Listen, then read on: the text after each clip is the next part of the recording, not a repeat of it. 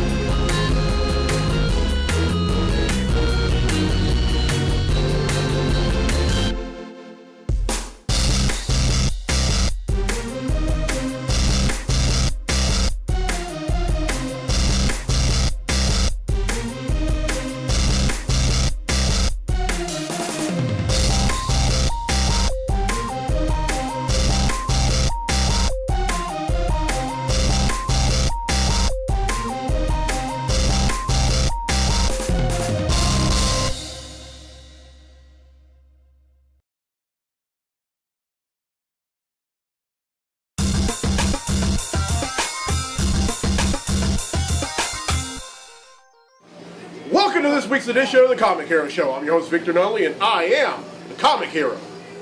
Continue my theme for this summer, which is a salute to higher education in Louisiana.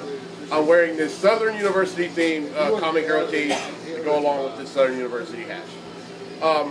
This is the 11th one that I've done so far. I have 2 more left. Next week I'll be covering Nicholls State University, and the week after that, McNeese State University. And by the way, folks, I'm going to be a little late getting this episode up because today, for 2 reasons. One, today is Friday. Now, normally when I come over here, I usually do my episodes on Wednesday, but my work schedule kind of got in the way, and then some other things. But it'll be up nonetheless. And then also had a little setback. I upgraded my computer from Windows 7 to Windows 10, not knowing of the ramifications that were to come. Now, it works just fine. Only difference is there's no volume. So no volume equals a possibility that I might not be able to piece together this episode until I get it fixed. So hopefully I'll get it fixed real soon so I can get episode 76 and every other episode after that up. But I'm going to make the best of this episode, and it's going to be great. And the contact information is right down there. And yeah, so I got to ask, any questions?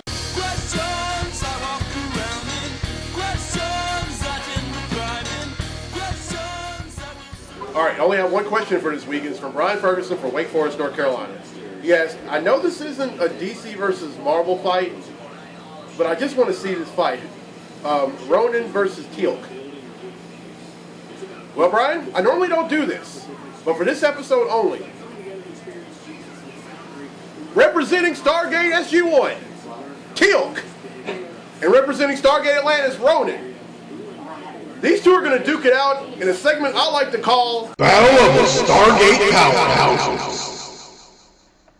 Welcome to the Battle of the Stargate Powerhouses. Today, it's Teal'c versus Ronin Dex. Teal'c is a Jaffa from the planet Chulak, a planet orbiting in a binary star system. Jaffa have a human appearance, but an abdominal pouch which serves as an incubator for a larval Goa'uld Uld. The larval symbiote grants enhanced strength, health, healing, and longevity. Ronin is a native from Cetata, a planet with an advanced level of technology. He became a member of the Cetatan military, where he held the rank of specialist. Who will win? This fight would be so brutal that it would make MMA fights look like wrestling. They would trade blows for hours on end, and just when one thinks he's defeated the other is thirsty for more. After a while, Teal'c and Ronin would stop fighting and come to the conclusion that they're equally matched. This fight ends in a draw. And that concludes this special Battle of the Stargate Powerhouse. All right, well, I hope you enjoyed that special Battle of the Stargate Beatcakes. And I will have, and if you have any questions for any questions segment or DC versus Marvel request, contact info is down there. Now, it's time for my favorite segment, Comically Speaking. So without further ado, let's talk comics!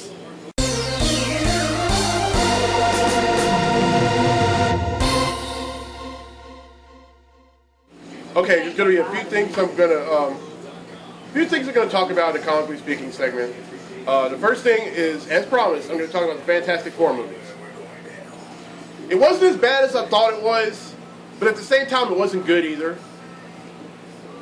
I don't know what director Josh Trank what kind of game he was playing by making the characters a little darker. Because if there's one thing you don't do, because the words Fantastic Four and the word dark don't mix. And the casting was great, the music was great, but then everything else was just awful. I mean, one of my friends had actually said that the movie was garbage on top of trash. So, I think the casting and the music was great, all things considered, but the writing and then on top of that, I learned that Josh Trank almost got in a fight with several cast members and several producers. No, one of them was Miles Teller, who played Mr. Fantastic in the movie. Now, I can easily look at Miles Teller and tell that when it comes to the Fantastic Four, when it comes to comics in general, he knows this stuff, and he probably got into a few shouting matches and almost a few physical exchanges with Trank, all because of that. But and the sad part is, 20th Century Fox is actually coming out with a sequel. You lost your paperwork. No. Now one thing. Now there's also a petition going around to have Marvel acquire the rights to Fantastic Four, and rightfully so.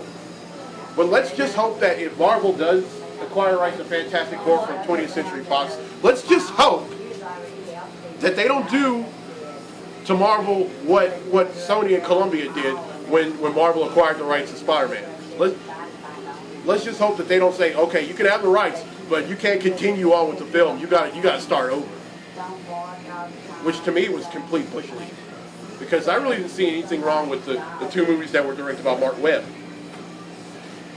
Okay, so Fantastic Four, or better yet,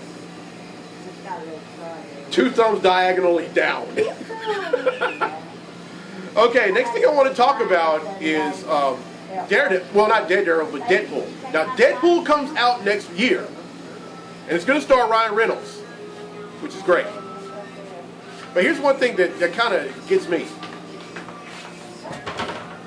There's already going to be a sequel to Deadpool, and guess who's going to star? Guess who's going to be in it? Cable. That's right. Nathan Dayspring Summers is going to be in Deadpool 2. There's been talks about that, and the first one hasn't even come out yet. And I'm looking forward to it because Cable has kind of served as somewhat of a sidekick to Deadpool. Let's just face it, Deadpool is a sidekick to nobody. He just isn't. Okay, the next thing I want to talk about is Captain Marvel. Now, there have been different actresses who have been rumored to play the role of Carol Danvers / Captain Marvel. But guess who just recently said that she wants to play Captain Marvel? Ronda Rousey. That's right. The UFC women's fighter who is undefeated says she wants to play Captain Marvel. And you know what? I think she can pull it off. I think she can pull it off. I don't know. Well, she and I are about the same height. But Captain Marvel in the comics, I think she's about like 5'9", 5'10", maybe 5'11". But I think she could pull it off because she's Ronda Rousey and she can do whatever the heck she wants. Find some place that they'll let us have food. So yeah, I think Ronda Rousey is gonna do There are it. some of Now there isn't going to be another comic book movie coming out this year. However, there are going to be several of them coming out next year. And there's going to be Deadpool. I think Captain America: Civil War comes out next year, and I will definitely go out. Oh, and Superman, Batman: Dawn of Justice comes out next year, and I will definitely see those movies.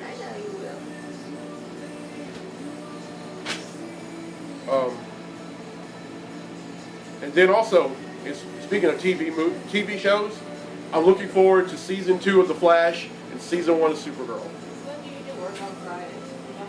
Especially season 2 of The Flash after the way it ended. I mean, Warner Brothers did so well. Berlanti did so well, and Warner Brothers did so well with The Flash. Holy cow, it was like one crazy ride.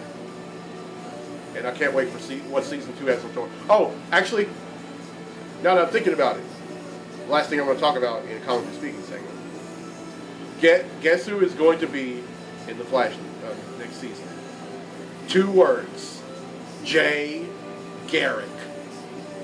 That's right, the Golden Age Flash is going to be on season 2 of The Flash, and I am so looking forward to it. And not to mention, Cisco is going to end up becoming Vide, which I've been waiting for since the series started last year.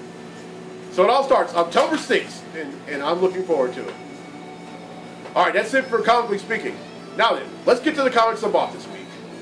Comic books I bought this week. All right, up first is Secret Wars number 5. This is part of the miniseries in which the original Marvel Universe and the Ultimate Marvel Universe collide. They form Battle World. And in the last issue, Mr. Fantastic, Spider-Man, Star-Lord, and a few Captain Marvel and a few others encountered Doctor Doom, or as he's known as on Battle World, God.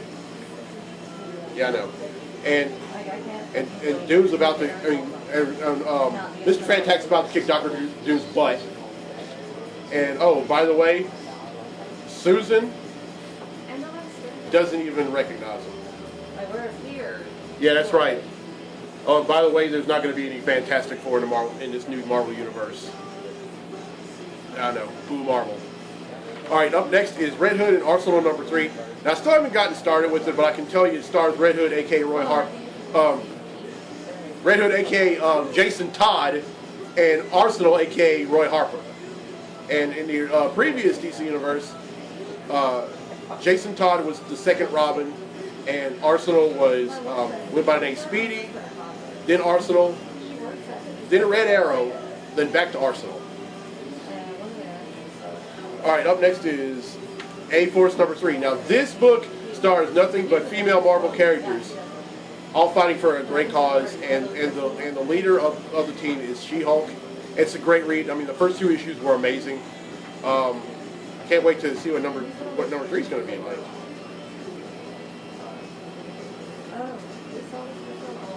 All right, up next is Action Comics number 43. This is the Truth story arc that's been happening since June, in which Superman is trying to deal with not having his powers. And so far, it's been one crazy ride. And I can only imagine, in this month how crazy the ride's going to get. But the only thing that I'm really concerned about is if he's going to get his powers back. All right, up next is Batman, Superman number 23. This is, oh, by the way, some of these variant covers you've seen from DC, these are Bombshells variants. I mean, every month DC always comes out with like variant covers. Like last month was Teen Titans Go, and then the month before that was the 75th anniversary Joker variant covers. Well, this is also another chapter in the story arc called Truth. Oh, and by the way, in this book, Superman, with Superman having to deal with not only not having powers, but with Lois Lane exposing his secret to the entire world.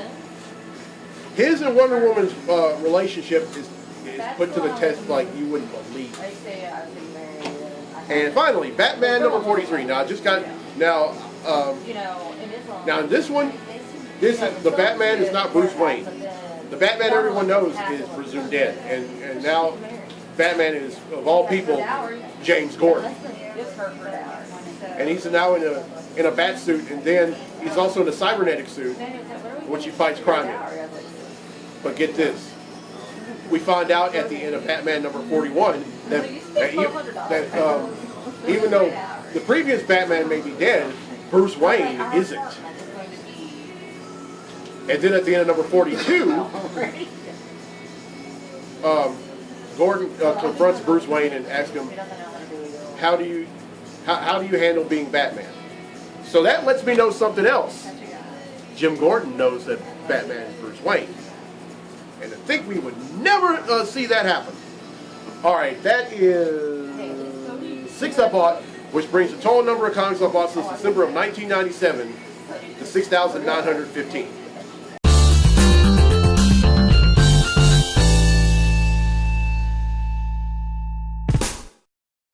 Okay, well, I hope you enjoyed this week's episode. If it's late and you're watching this, I apologize. I didn't know that when I was going to upgrade Windows 10 that I was going to be without volume, but I learned the ill of my ways. But like I said, as I'm taping this, it is Friday, August 14th, 2015. So yeah. Okay, and next week, continuing my salute to higher education in Louisiana, I'm going to be covering Nicholls State University. And then, in episode 78, which is going to be the last episode of the salute to higher education in Louisiana, I'll be covering McNeese State. Oh, and also, if you have any questions for the Any Questions segment, DC versus Marvel request, or topics for the Comically Speaking segment, contact info is right down there. And also T-shirts. Now I make T-shirts. Oh, they're in behind the counter there at the end where the mailbox is for the box people to put them up. They need them. Oh, okay. Thank you, Renee. You're welcome. I make T-shirts for others. As a matter of fact, I just made some for Clint and Renee's grandchildren. I wasn't able to get it to them today because they went back home to start school. But I just want to show y'all some of the shirts that I made for them. Okay, first off, this is a shirt that I made for the youngest of them, Alyssa. She said she wanted a green shirt, so I kind of made her a Green Lantern themed comic hero team. So Alyssa, if you're watching, this is your shirt. And then I made one for Hannah. And she said she wanted a red shirt, so I made her this one. Hannah, if you're watching, this is your shirt. And for Skylar, he said he wanted a shirt just like the one I wore. Now, if you were watching episode 75, y'all saw that I made a centenary college themed comic hero tee. And Skylar, this is going to be a little big on you, son, but hopefully in a few years you'll be able to fit into it. I mean, I don't know. You could probably like wear this to bed or whatever. But but you have to listen, kids. If y'all are watching this, please remind your parents that when they wash these shirts, wash them in cold water, and then set the settings on the dry to low tumble. That way they'll last longer. And for anyone else, prices for adult tees are $12 and children's tees are $7. And I'm not opposed to making shirts that based on something that I wore. As a matter of fact, these 3 shirts that I made for the kids, they all look like shirts that I have. Oh, and by the way, with the count being 6915, we are now 85 away from 7,000 comics. Sounds crazy, doesn't it? But anyway, I've been buying comics buying collecting comics since December of 1997.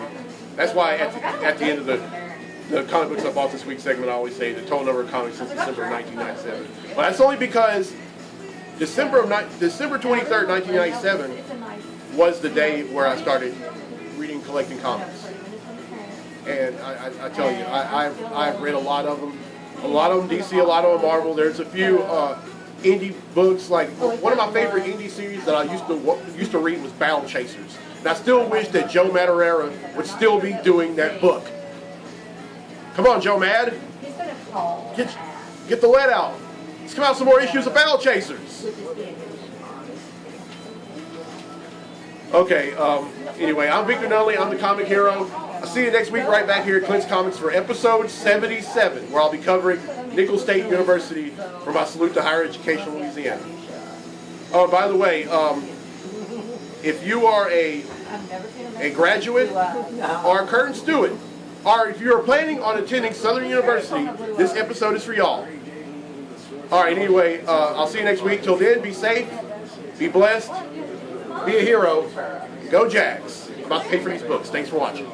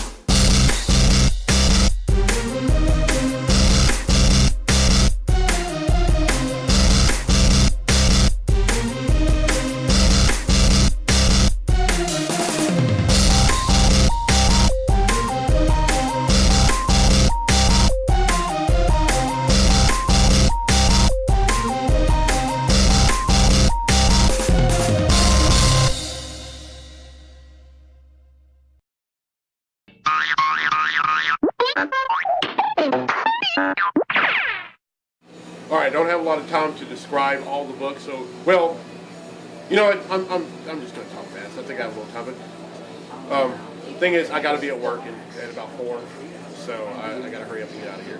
So up next is Secret Wars number 5. This is part 5 of the current miniseries, and there's been a lot of stuff going on in it. Like, for example, Mr. Fantastic confronts Doctor Doom after being in suspended animation after the original Marvel Universe and the Ultimate Marvel Universe collide. But the sad part is, Susan doesn't recognize him. All right, up next is Red Hood and Arsenal number 3. I still haven't gotten started with reading this book, but I will in due time. But it stars Red Hood, aka. I don't think they would have shot him. Dang it! Well, blooper reel.